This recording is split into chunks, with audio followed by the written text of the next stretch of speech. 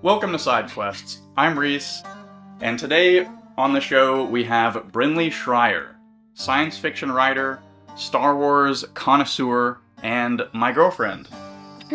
Welcome to the show. I'm those two things before I'm his girlfriend. That's what I prioritize. So today on the show, we are beginning a series of reviewing different pieces of Star Wars media. So we're beginning with the highly acclaimed and relatively new TV series Andor. So today we're going to be discussing the first 3 episodes of Andor and giving our honest reviews. This is the very first time we've watched it, so you are getting our unfiltered reviews, predictions, everything else. Okay. Wow. So excited to be here, guys. This is really fun and exciting. So, we're starting with Andor first because I kind of want to move on the timeline in the way that, like, the series was dropped. And obviously Andor wasn't dropped first, but, like, I haven't seen Andor, even though I've seen, like, every piece of Star Wars media. But I just kept hearing that Andor was so good, and we had been in college when Andor was first coming out, and I did not want to watch that on my laptop. I'm sorry, I wasn't going to experience Star Wars like that. That's not how you experience Star Wars. So I've been putting it off, so that's why we're finally watching it now. But from here, we're going to start here, and then I want to take this series and do it in the order it was dropped, so we can kind of talk about the writing and how it's evolved, and like how George Lucas's ideas kind of evolved and how it turned into like what it is today. So we're going in franchise order, but we're starting with Andor first because I needed to watch it. So the first thing we're going to talk about is the writers, right? The writers and directors of this show. So yeah, the writing, as a writer, I'm definitely looking at Star Wars from like a narrative perspective. That's kind of my love of Star Wars, because Star Wars is such a great piece of anti-fascist commentary, and if you don't understand that, ooh, you're on the wrong channel. We're gonna piss you off, because that's how we're talking about Star Wars. And Andor's already been such a good, I think it gets back to the root of, like, what Star Wars is and is about, and takes some very good writing, and really just, like, fleshes out what the average person's experience, like, living under the Empire is. And I think this series, it creates a lot of empathy for, like, the average person who lives in the galaxy of Star Wars. And yeah, it's just already, for the first 3 episodes, it's very compelling in those regards. Which is why, if we're talking about the writing, we want to dive into the writers themselves. Do you have anything you want to add to that? No, just, you clearly know a lot more about Star Wars than I do. When I was going into this, I didn't realize that Andor was the name of the guy. I thought it was the name of the planet, like Endor. Oh, okay. And yeah, I don't know. But we're learning new things every day. We're coming from slightly different places. Okay, so going into the production of Andor, the first things first, it was primarily written by Tony Gilroy. He was best known for The Bourne Identity, and I don't really know anything about that. I haven't seen it, but Reese has, so. It's an action movie series. I believe it was intended to be kind of a modern, more edgy American version of James Bond, essentially. There's this character, Jason Bourne, who's played by Matt Damon. You've probably seen the Jesus Christ, it's Jason Bourne memes, because he's basically this super soldier character who the government has modified and then left him abandoned in a war zone or something like that, and he has this vendetta against his old bosses. So I'm not really sure if there's such a clear connection to Andor, but... No, I was just about to say why there totally is. Okay. I definitely think there is, and I think it's very interesting that the writers, like, they got the writer of that to then come do Andor, because it is, like, while we never see Cassie and Andor necessarily have a love or loyalty towards the Empire, like, at all, like, you really don't get in the first 3 episodes, like, you do get the clear idea that, like, after the incident with the police officers, that, like, obviously, like, he's definitely not a fan of this government, but, like, it's not like he's talking about any political ideologies that he has.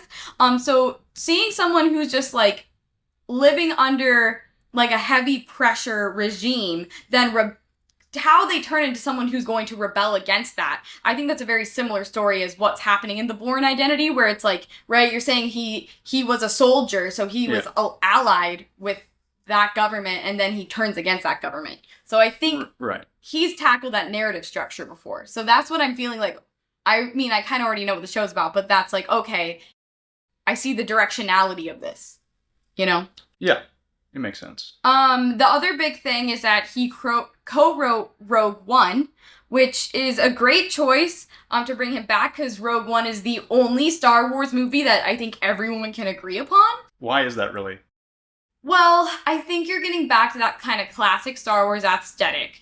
And it's like a political movie, there's good action in it, but there's characters that are really heartfelt. And yeah, I think it didn't have any of the original characters, but it was like the original plot, so it hit that nostalgia, but then the new characters were really good. And it's hard, you don't always have those things meld. So, and it's just a good movie. It balances the things that people like about Star Wars pretty well. Yes, I think so. Okay. So that was good that they brought him back. I liked Rogue One, but I think I've only seen it maybe once or twice.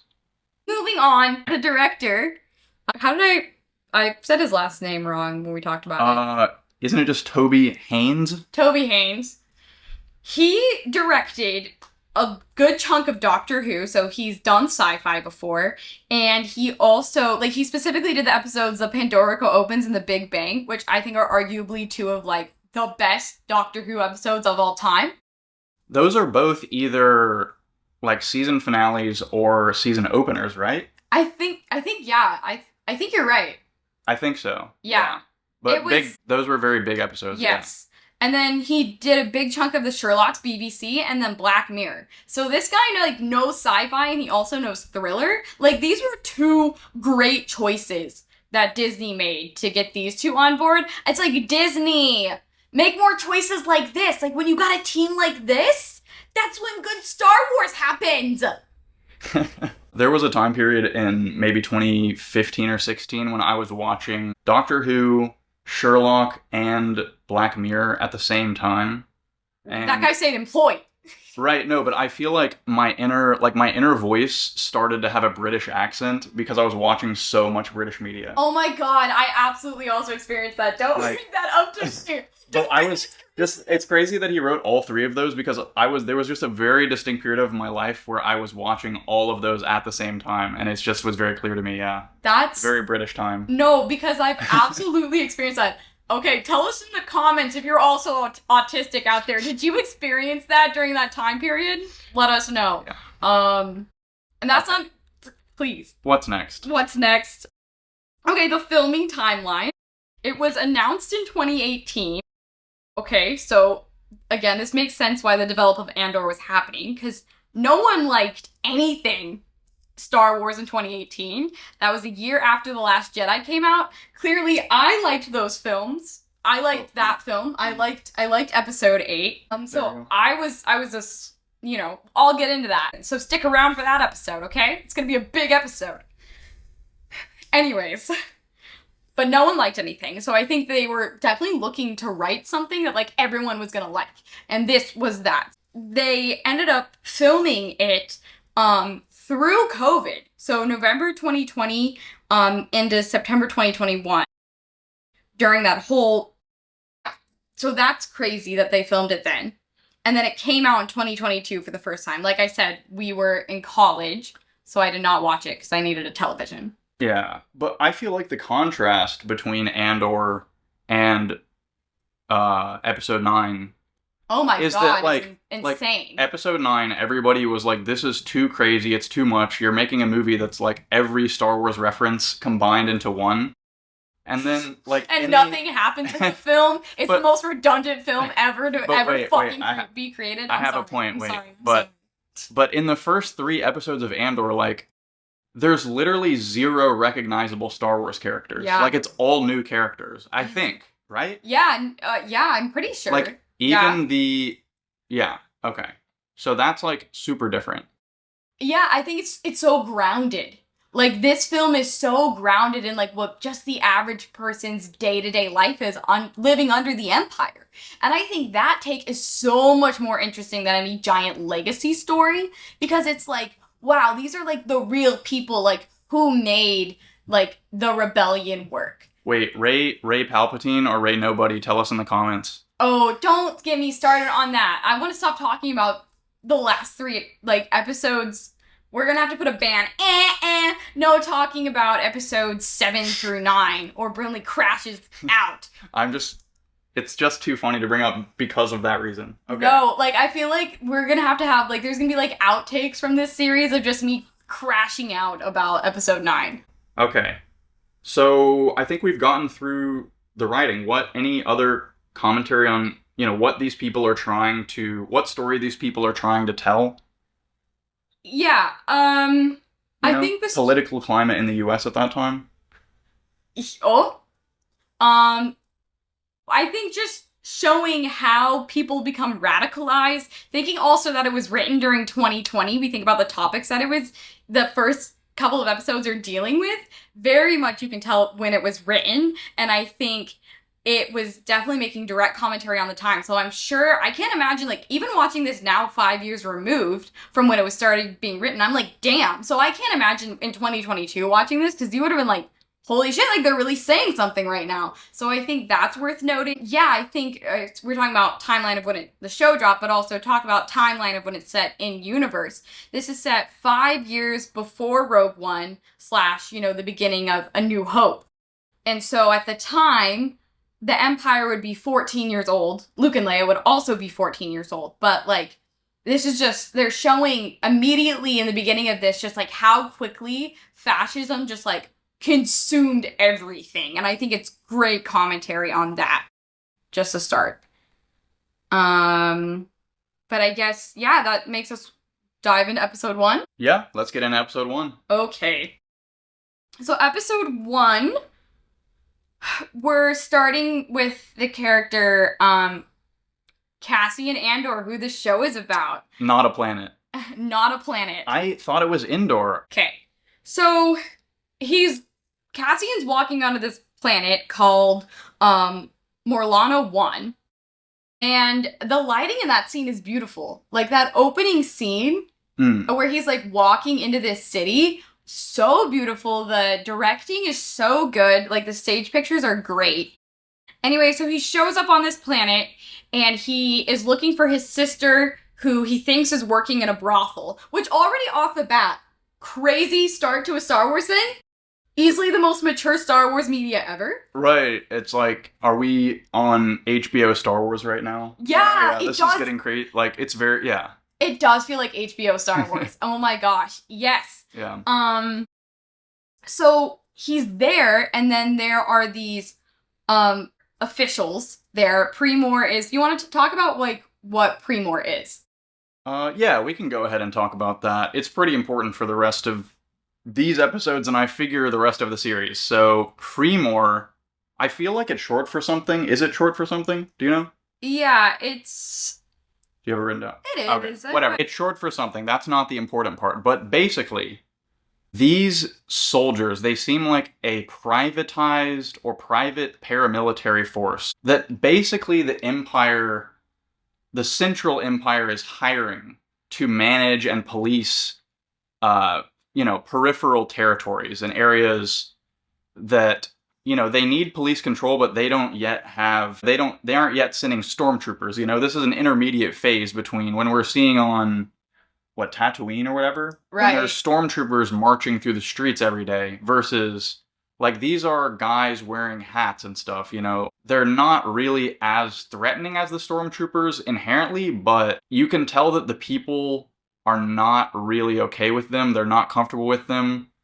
And, so they're basically a paramilitary private police force. Like, where could that go wrong, right? Right. So, exactly. And so the lady in the brothel comes up to Cassian first, and they get mad because they want to, like, be seen first because they were there first. And Cassian's like, whatever, peace out, guys. I'm not here for that. Creepos. And Cassian dips when he realizes his sister isn't there. So then these two Primor officials, like, come after him, and they try to, like, mug him. And they're trying to mug him, and Cassian accidentally kills one of them. And then the other guy starts, like, pleading for his life, and is like, oh, we'll turn him in together. Cassian then shoots him. Yeah. Yeah. Super intense opening. I mean, yeah, as a viewer, you have to immediately ask yourself, what am I gonna think about this Cassian guy? You know, what is his MO? You know, you can immediately start to understand that he's a good person. Like, he's looking for his family. He's, you know, he's victimized by these, right, no, he's victimized by these rogue cops. And then, like, he's in this situation where he's just desperate and scared. And, yeah, he just kills the guy. It's pretty intense. I don't think, like, there's not a lot of other comparable cold blood killings in Star Wars other than Anakin killing Count Dooku, I feel like. Right, yeah, that's a good point. Like, that was a very momentous one that I can think of off the top of my head, but even that is a very different situation than this, obviously. Right. So. It's just great commentary on, you know, how the police behave. Like, let's be honest, like, that's what it's making commentary on. It was written in 2020. Yeah. And it's a perfect, it's such a good piece of media that, like, you know, because a lot of Republicans watch Star Wars. And it's like, I don't know how you as a Republican don't watch that and connect the dots and then, like, develop empathy, you know? And this is where we're going to piss people off on this podcast, because there's a lot of conservative Star Wars fans, which is, like, my point. Like, you are missing the point. Like, Star Wars is anti-fascist. Yeah. Like, that's what it is. I mean, this definitely is, you know, it's putting you in the position of somebody that's powerless, like, genuinely powerless in the face of this kind of system. He's trying to complete his objective to just find his family, and, like, you know, yeah, I'm sure this happens all the time where there's, you know, you see people get arrested, get beat up by the police, and then the news story is saying, oh, well, the person resisted, so it's okay, you know? Which is obviously ridiculous. And people read that and say, oh, like, they resisted, or they, you know, they fired a shot, so, like, it's completely justified. But then they'll watch this, you know, and I just think it's interesting, like, how we allow ourselves, you know, to be like, you can be just as manipulated by the news story as the guy in Primor, where he hears it framed as, oh, some rogue criminal is out, like, hunting police officers. You know, that's how he internalizes it. Whereas, you know, the real situation is very different. Right, yes, of course. And it's, I don't know, I love how well this series was taken, because I feel like it's one of the first pieces of Star Wars media to actually say something in a long time. And I just want to challenge, if you, the viewer, happen to be, like, a Republican white guy and you watch this series, like, really evaluate, like, the connection between those two things. That's, I'm inviting you to do that. So, yeah, Cassian kills both of these Primor officials, and he flees back to his home, which is Ferrix, which is, like, you can definitely tell is, like, a very backwater-esque planet. I think I joked, I was like, immediately you see, like, a weird dog-pig hybrid piss on something. So, like, that's the writer and the director very clearly trying to tell you, like, hey, this place low-key sucks. So he returns home, and he, you know, approaches essentially all of his allies, like, people who might be able to help him. He doesn't tell them what he's done, but he's creates an alibi with himself with his one friend, Brasso, which I don't think you ever really even... that's the thing with Star Wars. It's so hard to learn anyone's name. You're just like... Brasso. You're like, yes. Cassian's friend, you know? Right. We don't really see Brasso yet after that very much. He is a miner also. It seems like there's a big mining industry on this planet. Yes. Which is interesting. We'll get to that again later. Brasso essentially agrees to form an alibi for Cassian. And then Cassian goes to find his other friend. Well, I don't know if I'd call them friends, but they definitely are, like, they seem like they have a past together, but we don't know yet. Her name's Bix, and she's, like, a mechanic, and she like, illegally, like, buys and trades items, it appears, and... Yeah, like, certain ship parts, it seems like the Empire doesn't want people to have, because, you know, they could travel somewhere they're not supposed to go, they could fly under radar, they can do certain things. Yeah, and Cassian reveals that he has an Imperial Star Path unit, which they always in Star Wars they say they say something as if like you're supposed to know what that is, but you know it's important because he was all like, I have an Imperial Star Path unit, and you're like, oh, where'd you get that? We had to rewatch the scene like 4 times and then turn on captions because like he's so dead serious right now. Like, what is he talking about? Because I don't know what that is. I can't even hear what he's saying. But that's important. That's important. But it's definitely important. Maybe. Yeah, it was really important. So then we get a flashback to like Cassian's past when he was a kid, when he lived on Kenari. And he's kind of seen in this like tribal setting. You see the younger sister, they see an Imperial ship crash, and the kids like gear up to go try and figure out what the ship was that just crashed. We get that flashback scene, then we are back on Primor. Or we're at Primor, that like the corporation. We're in one of their offices, and it is the deputy inspector, Cyril Karn. Is it Cyril or Cyril? Cyril, whatever. This guy sucks. This guy really sucks. Karn. I feel like they just call him Karn, right? Or maybe. I don't know. But he has blue eyes and needs to turn him off. There's a lot. It's too much. He's always looking at me with those things. I need him to not. Anyways, he's talking to the chief, and he is really like, we gotta catch whoever did this. And then, I feel like you had a good explanation of this when you were talking, we talked about it. Yeah, I mean, he hears the report about there's 2 officers down in this planet, right? So he's coming into his superior officer's office, and he's like, dude, we've got to immediately launch a full squad to go hunt this guy down and find him. And his boss is basically saying, well, I don't really feel like it because I know for a fact that these guys were at a brothel and drunk on duty and they assaulted him. So I really don't want that getting out, and I don't think this case is worth pursuing. You know, he's kind of like lazy justice kind of thing. Like, it's like, whatever's good enough, you know, but he's not, like, he's pragmatic, whereas, like, you know, this Cyril is not pragmatic. He's just like absolutism. He is very upset at that approach. So he basically storms out and starts kind of talking to the men around, you know, in the base and saying, like, this is crazy. The important thing knows that the general is leaving. He's leaving to go have a meeting with the Empire. And he's like... Yeah. He doesn't want a bad report. Yeah, he doesn't want the Empire to be looking at their district at all. He's trying to keep life easy for all of them.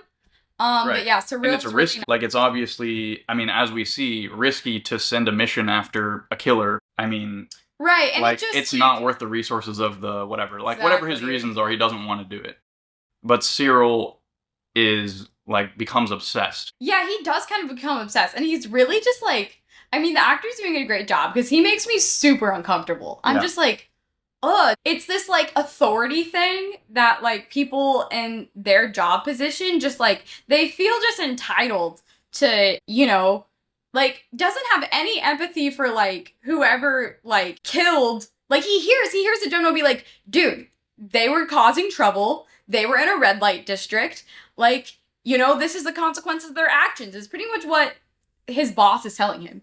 And then Cyril is, like, doesn't register what he's saying at all. He doesn't see that he doesn't see them as bad people at all. Like, yeah, it would be great if, like, Cassian hadn't shot and killed them both, whatever. But, like, he doesn't, like, it's not clicking for him that, like, it's just not, like, he doesn't even think about the other side at all. Like, he literally is so focused on like order right. And control that, like, it blinds him to, like, you know, maybe there's the solution is, like, having better managing the men who you employ. And, like, those thoughts don't pass through his head. His first thought is, like, violence towards others.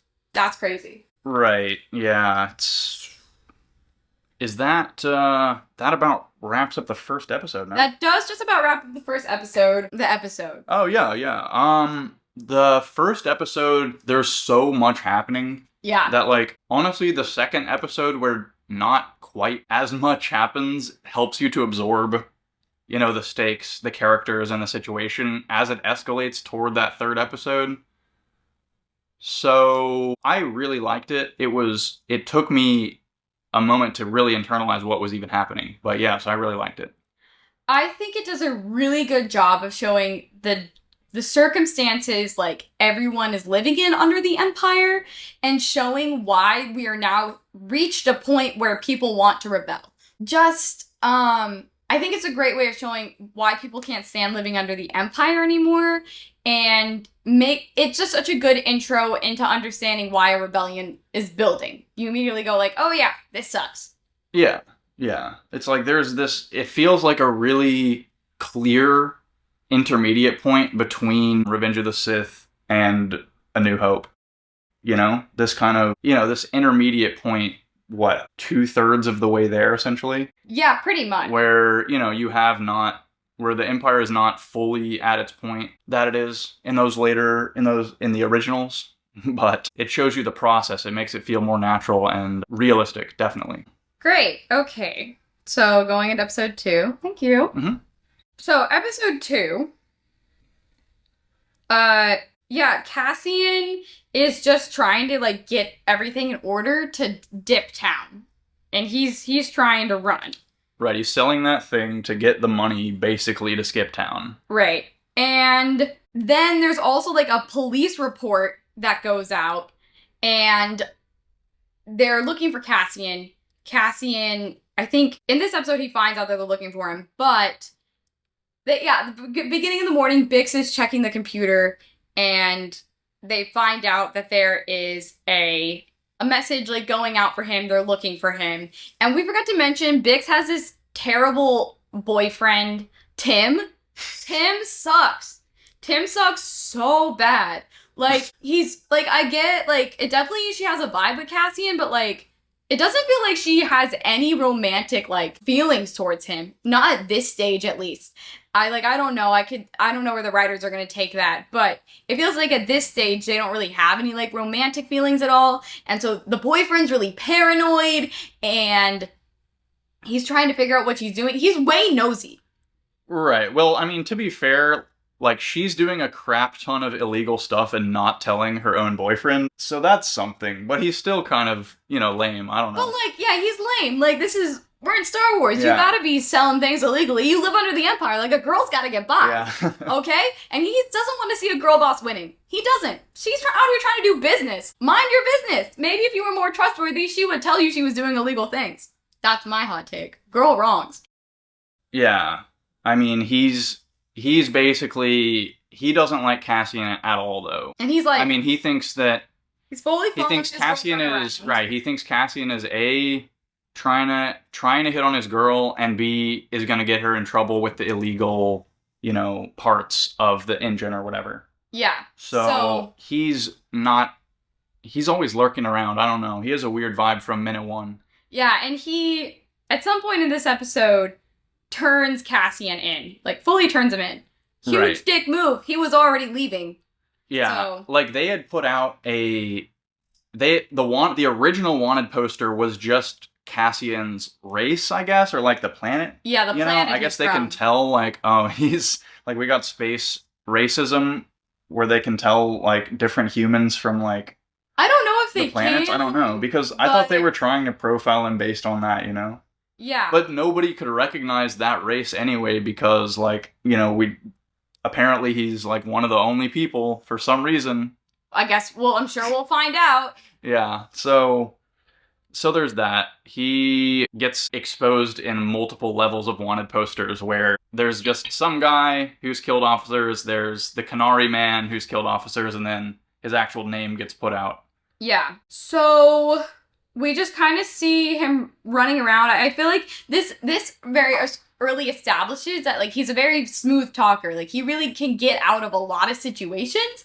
And this is where you're first starting to see that, like, yeah, he's made some bad deals and he definitely owes some people some money, but, like, he's entertaining. Like, he's funny, he's charming, he's very likable. Which is, how he's so charming that he keeps getting away with things. He's like if, like, he, almost like a Han Solo-esque character, but way more, like, genuine, Like, I feel like him and Han would get along, but, like, they're different. That's what I'm trying to say. Cassian's very likable off the bat. Very impressed with that. Basically, yeah, and again, Primor is just, like, really pressing to go on the case. And then we have more flashbacks to when Cassian was a kid. We're having flashbacks of basically the leader of the kind of tribal group that he's a part of. She gets shot when they go to investigate the ship. And, she gets shot, and pretty much Cassian then, like, starts to approach the ship. And, well, like, it kind of cuts. Yeah. Well, that's episode 3, but yeah, he starts, like, going towards the ship. Right. And then... So he gets separated from the rest of the group, because they're all attending to this girl. And that's pretty... But then it cuts, yeah, these flashbacks are really short, generally, yeah. That's pretty much everything that happens in that episode, and then also the man who was going to buy this, thing from Cassian, he's showed up. So that's pretty much the end of episode 2. So how'd you feel? I wrote down in my episode 2 notes, because you immediately knew that, but I had, who the hell is this old guy? Why did they keep showing him? Yeah. But he's the buyer of the stuff. Yeah, okay, I used context clues, Reese didn't. I thought he was somebody of the Empire, because he had one of those ships, you know? I was like, this is giving some Palpatine vibes, he seems kind of sus. But no, okay, moving on. But no. Episode 3. So episode 2 is, yeah, I think another thing too is just, like, the Primor guy, the main, like, security guy, the head guy, Cyril. He's just such, oh my god, he sucks so bad. Like, I had seen memes from him, but now I get why everyone hated this guy so much, because I'm like, oh my god, is he unlikable? Like, right. Menace. Yeah. He's just so type A. He's, I said he's evil Sheldon from the Big Bang Theory. He's evil Sheldon, yeah. Yeah, he's evil Sheldon from the Big Bang Theory. And it's just, like, interesting, too, because nobody else wants to go on this mission. He is the only, like, everyone he interacts with is like, yeah, no. And then he talks to this one other guy, and the other guy's, like, hype. But the other guy, someone who goes out into a field, he's, like, a field officer. And the field officer is, like, pretty much like, yeah, let's fuck shit up. Like, we have to show him we're in charge. Which, again, just really is the writer emphasizing that, like, all they care about is feeling in control and powerful. Like, they don't want any semblance of, like, the people thinking that they can resist them at all. Like, they want complete and utter submission, which, again... Right, they're not discussing, like, the well-being of the people on these planets in these discussions at all. Right, they're not like, I think let's keep them safe. Like, it's clearly like, kept out, yeah. We're gonna make them respect us. I wonder what that reminds me of. This is where... I was literally about to say, it was like, start the Jeopardy music. Let's use our context clues. What is this like in real life? Okay? Really, let's think. Right. I mean, I think, like, the like, bright blue eyes, slicked back hair, like, extremely upright posture and stuff. Okay. I think, like, he's obviously, like, a Nazi archetype. Yes. Right? Like, that's clear. But then what are we comparing the Nazis to? Right. It's almost like when you own the largest military in the world, that starts seeping into your police force. Well, I mean, yeah. It's like, Cassian is not, like, somebody living in, like,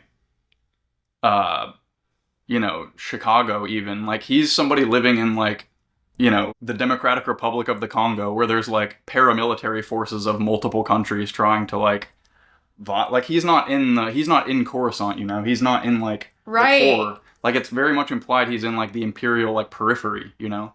And it's like, this is again just showing how brutal the Empire is. Because, like, we see that with, like, you know, like, in the originals, like, you kind of have Luke and the others talk about it. But, like, the most, like, you see is, like, the stormtroopers be like, you can't come through this checkpoint. And then Obi-Wan Kenobi's like, we can come through this checkpoint. Like, fuck off. You know, like, that's what he's like. And they're like, we're gonna fuck off now. And, like, that, and then, like... Right. You don't... And then you only see, like, actual war things happening. Like, you're not seeing how, like, people are genuinely suffering under this government. Yeah. Right. And, I mean, you have... Right. It's like the Empire is, like, authoritarian, right? And, the Trade Federation is, like, libertarian, right? You know? Right, yeah. So the government's just been dealing with bullshit for, like, 3 decades now, close to.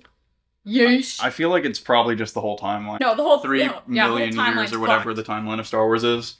Where are we? Episode 3. Okay. So episode 3, basically like Cassian's laying low until the buyer comes. He has like a conversation with his adoptive mother. We find out that he's adopted in this one, and she's kind of like, oh, like, did you tell anyone you were from Canary? And he's like, no. And they kind of have like this last time seeing each other that they don't really know is the last time.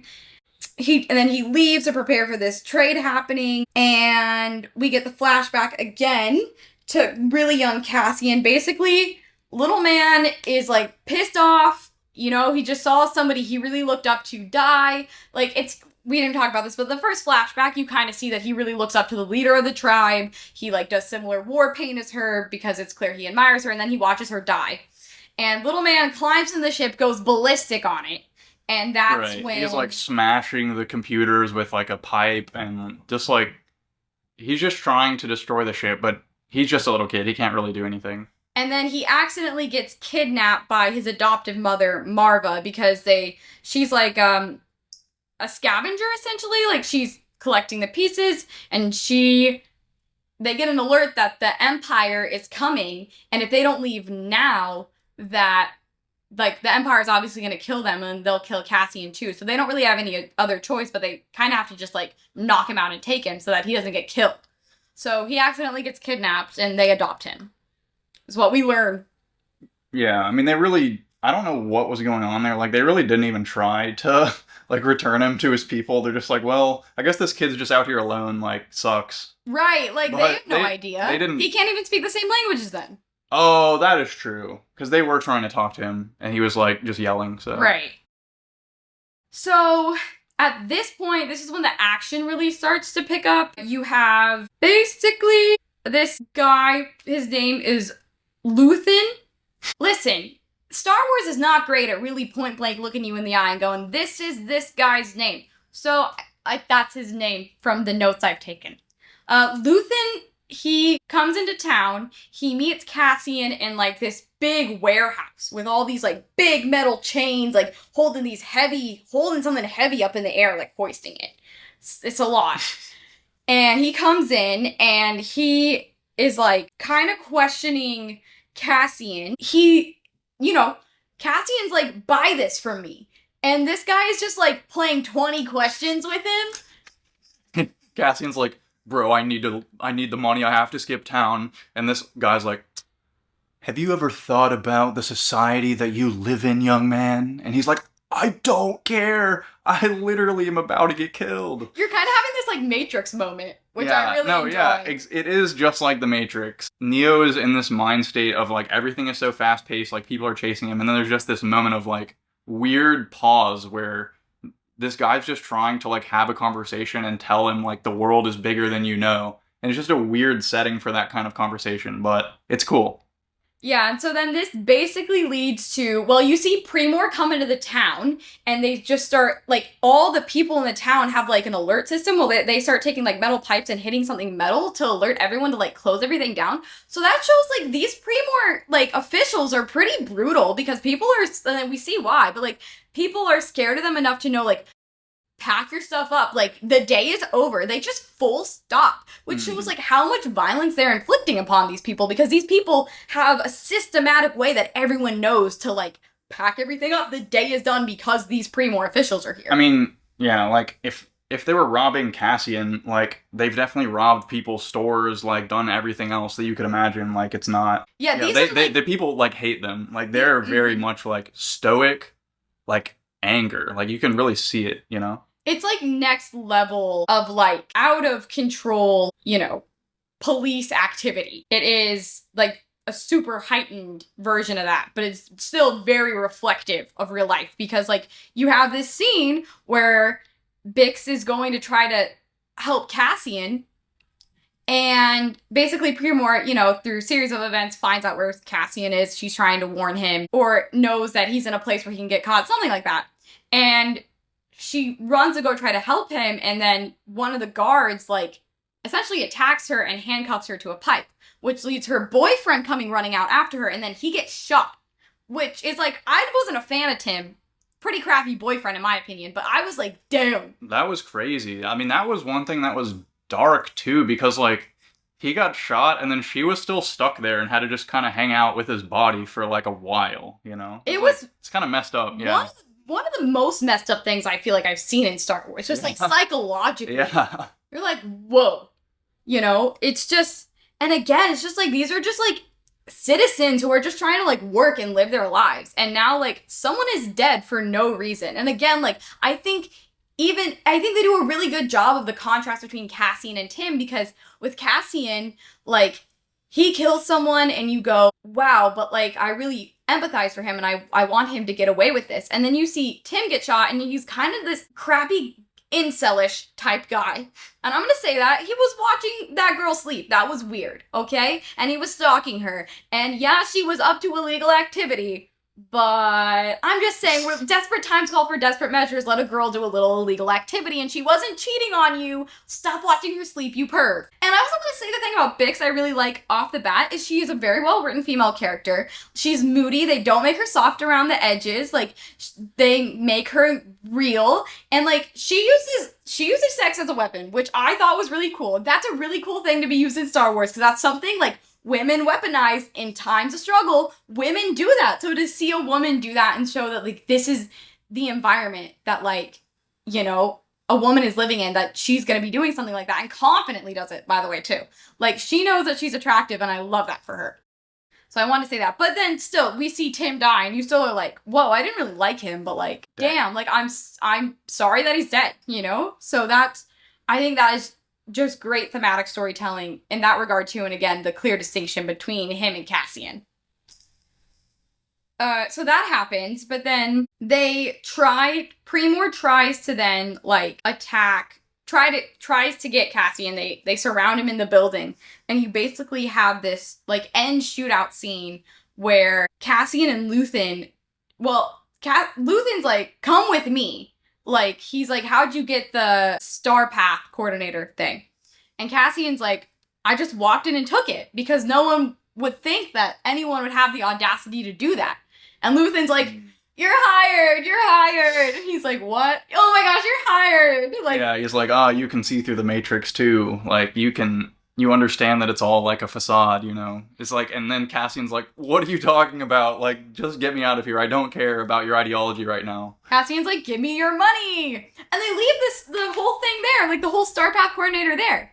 Which I wonder how that's going to tie in, if, like, Premor's going to find that, and then they're going to be like, we gotta call the Empire now, and then the Empire's on them, or I don't even know. I don't know, because I feel like Cyril has to be, like, the antagonist for this series. Like, he's just too good of an antagonist. Like, right. Like, he's such the opposite vibes-wise of Cassian that, you know, he's got to be the main antagonist of this season. Like, there's no way they're bringing in, like... That's true. They can't bring in Darth Vader. No. And be like, you know, this like is the antagonist now.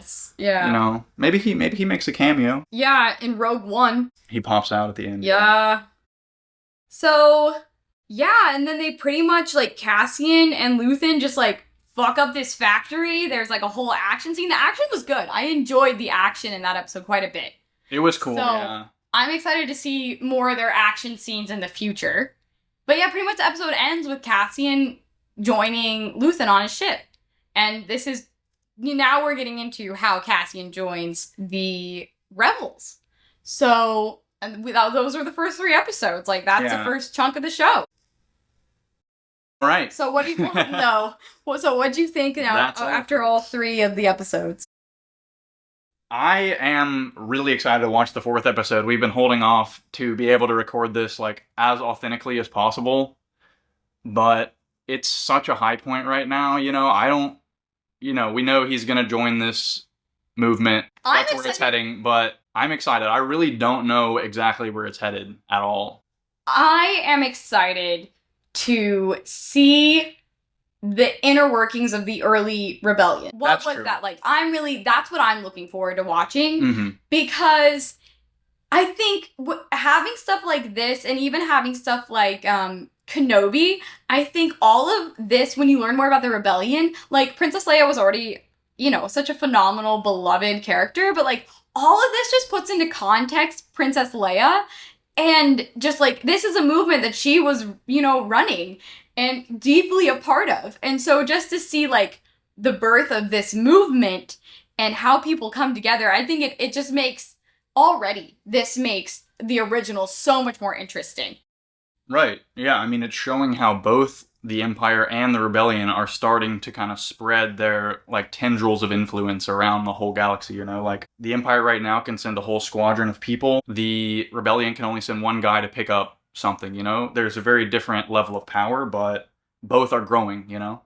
Yeah. And so I'm very excited for the next 3 episodes. I am excited to see how, like, Bix then gets tied into the rebellion. I assume then she goes. She obviously knows Luthen, so somehow she probably will go after Luthen and Cassian.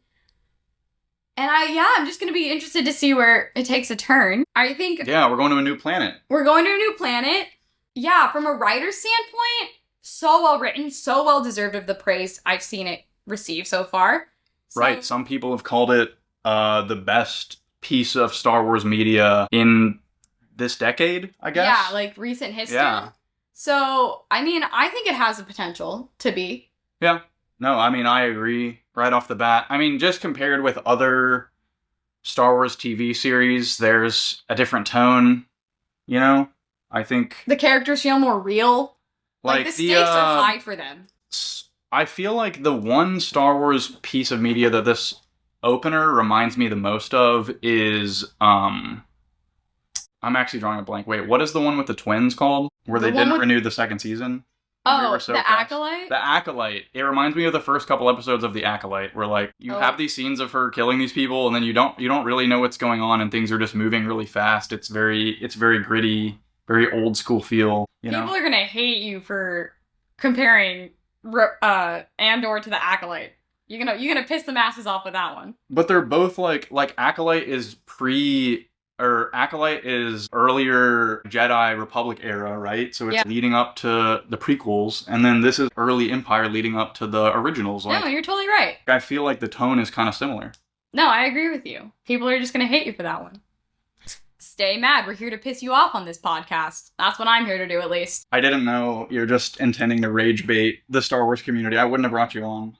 Oh, that is absolutely what I'm here to do. I'm here to be honest about Star Wars and have the best opinions about Star Wars, and for you at home to stay mad about my opinions on Star Wars, but then the real based ones, yo, what's up? All right, so out of just straight point review, out of 5 stars, what would you give the first 3 episodes of Andor? Can you do that? I mean, dare I say I just give it a 5. 5 stars. I don't have any complaints. Like, I am loving the messaging behind it. I love how gritty it is. I love how real it is. I love how relatable it is. I think Star Wars media should be like this. I think it should be calling out the society that we live in. It is such a good way to reach so many people, and I think if it was utilized correctly, it could really help to start educating, some of these older white conservatives who, But, like, they grew up around original Star Wars and right. didn't understand that the Vietnam War was bad. I think so there's some people who might just be too far gone. I know, but it's just like, still, I like that something that they think is for them, I like that it's not. They can think Star Wars is for them all they want. It's not. And, I love them having to watch a piece of media like this, regardless. Well, there you have it, folks. Star Wars expert, Brinly Schreijer. Yep. She will be back with us in a couple of weeks to do the ending of Season 1 of Andor. That is all for today. Thank you very much, Bye. And never forget to like and subscribe.